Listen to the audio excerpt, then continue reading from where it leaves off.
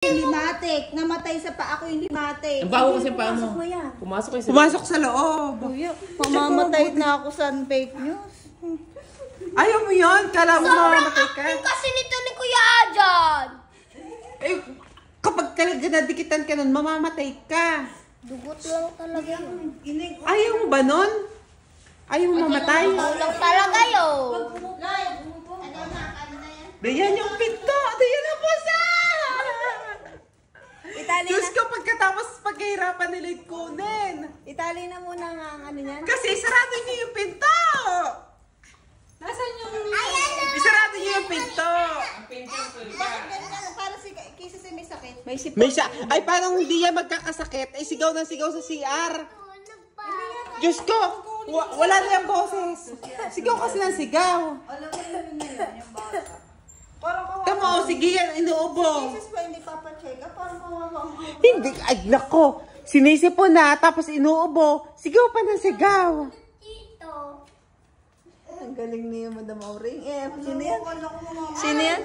O bakit hindi pa? Sino yan? Sino yung ganyan magsalita? Ano? Hindi, si Mama Loy. Pati si Mama O.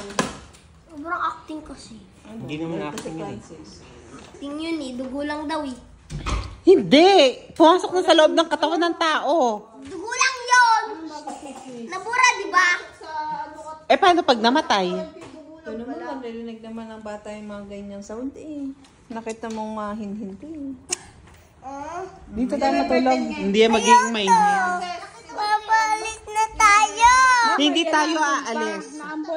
Kasi kakain muna tayo ng cake. Oy, wag mo naman yung cake. Si Kisa, saan niyo ba ipa-check up? Yun nga ang iniisip ko, kaya lang lahat ng doktor nasa Japan. Asa si Ate? Nagtitiktok. Nagtitiktok pa yung mga doktor. Nagtitiktok sa Dotonbori. Naganto. Halay, Diyos ko. Naganto. Lahat may ubo, may sipon na Si Kuya kasi kasama mo mamatay na ako. At least makakapag-prepare ka. Si Ojon, no? Kuya Kikman. Babato ko sa pagpalit. Isang paa machinilis mo naman. Ay, yan yung chinelas na ipinang ano dun sa sa putikan. Isa sino may birthday? Sa tipiya. Happy birthday. Sabi mo mga sumigaw. Happy birthday. Bibigyan. Yan, chocolate.